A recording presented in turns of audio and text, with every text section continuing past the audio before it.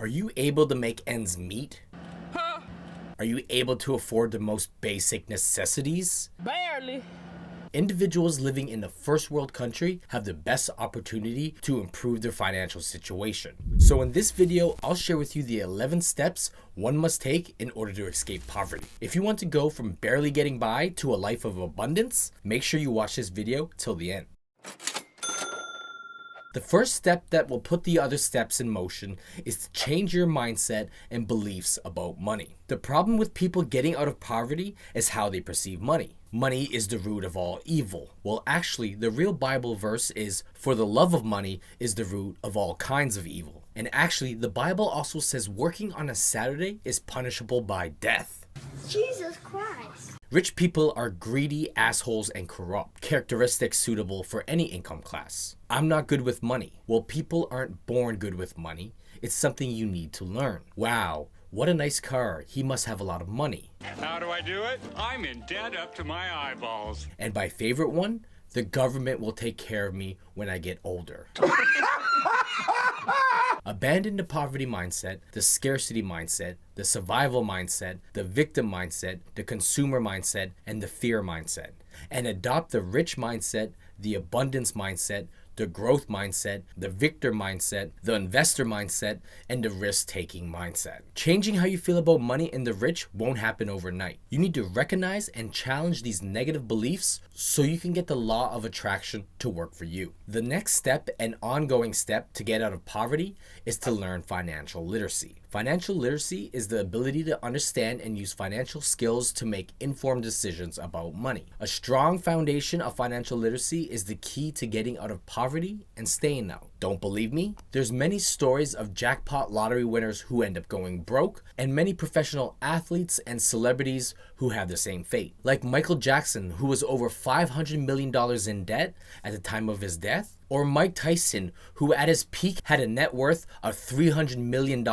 to declaring bankruptcy in 2003. The point is, it doesn't matter how much money you have, if you don't manage it effectively, you will lose it. The basics of financial literacy include budgeting, saving, managing debt, credit, investing, retirement planning, taxes, and earning income. Someone trying to get out of poverty must educate themselves on financial literacy as much as possible. And the best part is that a lot of financial literacy is free to learn and can be accessible by anyone with a smart mobile device. For instance, if you want to learn about ways to increase your financial literacy, check out the video up here or look for the link in the video description below. But before you check out that video, listen to the rest of the steps. Number 3, budgeting. Budgeting is one of the most crucial skills of financial literacy. Having a budget reveals all the money coming in and shows exactly where all your money goes. Budgeting ensures you have enough for expenses like housing, food, utilities by avoiding overspending in other categories. Budgeting involves making a budget that works for you, following the budget, and updating it on a regular basis.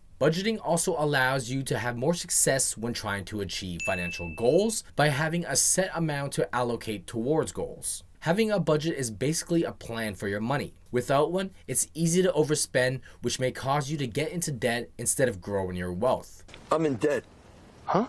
Your budget doesn't need to be restricting. It needs to be reasonable to the income you bring in. Number 4, live below your means. An individual making $150,000 a year can be living paycheck to paycheck, struggling to pay bills. They may not have an income problem, they have a spending problem. This is why it's important to be frugal and save money at any income level. Being frugal isn't about depriving yourself, it's about maximizing every dollar while minimizing waste. By living frugally, you can avoid lifestyle inflation, so when your income does increase, it can be utilized effectively instead of wasted. And living below your means isn't as easy as just not spending money. There's many different ways to avoid unnecessary spending and reduce necessary spending. One must know all the tricks in the book to reduce spending and ultimately save money. And this can be done by watching my ultimate guide video to saving money on all expenses. It's a long video but offers a one-stop shop to saving money. You can find the link for it in the video description below. Number 5, seek assistance. Getting out of poverty can be difficult to do without some kind of support. If you're trying to get out of poverty, there may be assistance available to you. This can be government financial assistance like welfare or social assistance, employment insurance, disability support, child benefits, and low-income tax credits or rebates. Or other beneficial assistance like child care assistance, medical and dental assistance,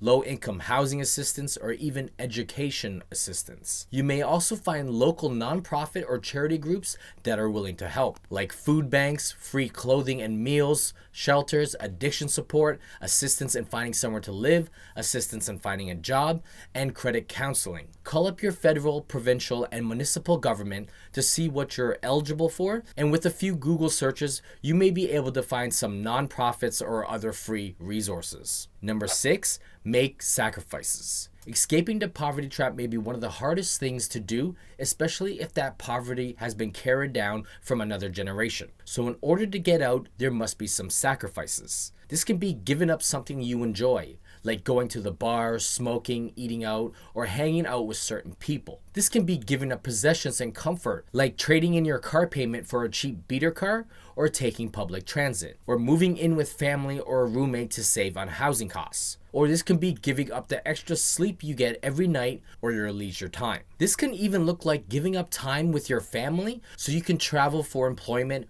or giving up the town you grew up in. You may also need to sacrifice instant gratification, your comfort zone, your hobbies, your friends, your pride, your need to be liked, and even your happiness. This may sound kind of harsh, but it's the reality if you want to escape poverty. Number 7, use your time wisely. If you have leisure time to spend hours scrolling on social media, watching Netflix, playing video games, or nights out drinking with your buddies, you have the opportunity to escape poverty. All you need to do is replace your unproductive hobbies with productive ones. Work more hours, start a side hustle or a little business, upgrade your education, learn a new skill, increase your financial literacy, anything that aids in getting you out of poverty. Saving money can also help with your finances, but can that time saving money be used more efficiently? If you're spending your free time driving around town for the best deals, bargain hunting, price matching, coupon clipping, DIY projects, repairing cheap items, making things from scratch, or growing your own produce, yeah, you may save a few dollars,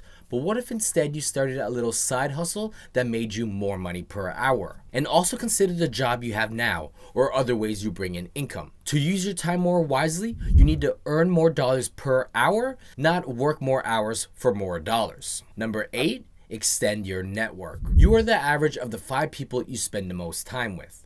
A quote by Jim Rohn, which basically means if your closest friends are all in poverty, lazy, and are negative influences, you're the 6th one. Statistics even say that the biggest factor in escaping poverty is who you know. Your personal network of relationships and social ties greatly influence and shape your life. So if one wants to escape poverty, they need to get out of their bubble and extend their network. Higher job position individuals, higher class individuals, business owners, successful people, educated people, etc. This doesn't necessarily mean becoming best friends with these people. Just surround yourself with them and become acquainted. And this can be done at your employment, like if you got a job at a high-end restaurant or a country club or a designer store. This can be done in your leisure time, volunteering in higher class communities, fundraisers, going to church, business and networking events, the gym, sporting events, and community events. Your local network can help you by having exposure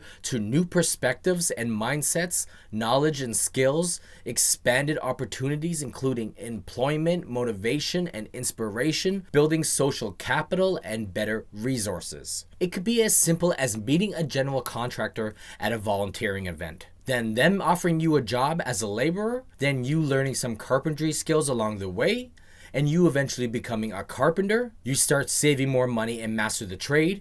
You buy some land and get a loan from the bank to build a house. You sell that house for the biggest paycheck of your life. $187?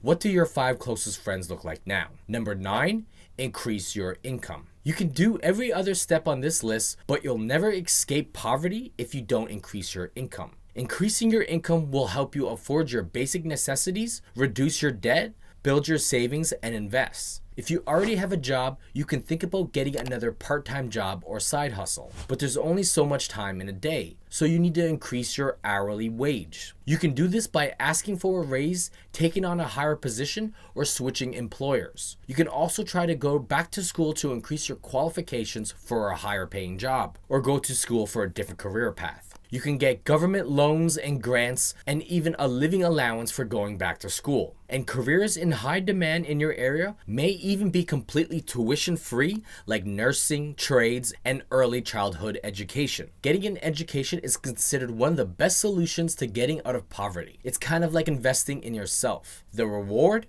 More dollars per hour. And also, now you may have a skill, so you might be able to leverage that skill to start a little business. This way, you have more than one source of income. If you have multiple sources of income, you increase your financial stability while increasing your savings rate. The average millionaire has 7 sources of income. This includes employment income, profit income, capital gain income, rental income, royalty income, dividend income, and interest income. Some of these income streams may be considered passive income, meaning you don't need to be present to get paid, meaning you can earn more money while you sleep. This is very important for increasing your income as there's only so much time in a day. Number 10, leveraging money. Leveraging money is a proven strategy to increase your income and build wealth. You need to make your money make you money. Now, someone in poverty may not have a lot of money to begin with, but there's options at all levels of income. This could be as simple as buying cheap products at a low price and selling for a higher price. Buying a used lawnmower, leaf blower, or snow blower to start a side hustle. Or buy advertisements to grow a service-based business. Something as simple as pet waste removal or garbage bin cleaning. Or use your money to go back to school and get yourself a higher paying job. Another way to leverage your money is to invest in the stock market for capital gains and dividend income. You won't get rich overnight, but if done correctly, it's proven to grow in value over time. As you work your way out of poverty,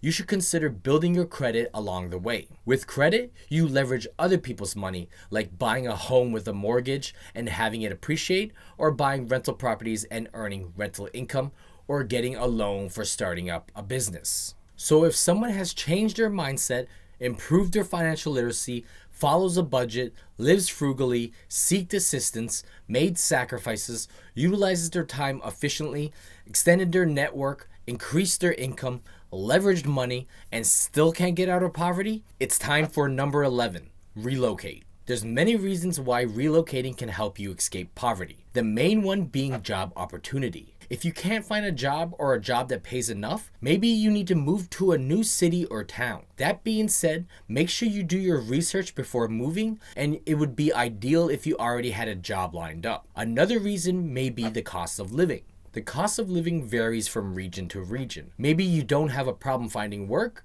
but the cost of living in your current area is just too much. This can look like cheaper gas and commute, cheaper groceries, cheaper utilities and housing, and even better sales and income tax rates. And there may be better government assistance, tax credits, and rebates. Or maybe you should move for a better local support network, like a family member you can stay with or hook you up with a job. It's not always about what you know, it's about who you know. Relocating can also get you out of a situation where you're just hanging out with the wrong people and can't get away from it. Maybe that's all you need to smarten up and get your life together. A fresh start. This is what I had to do, and maybe I'll share my story in the next video.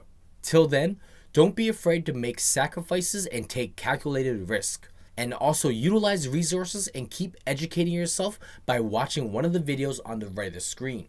See you there.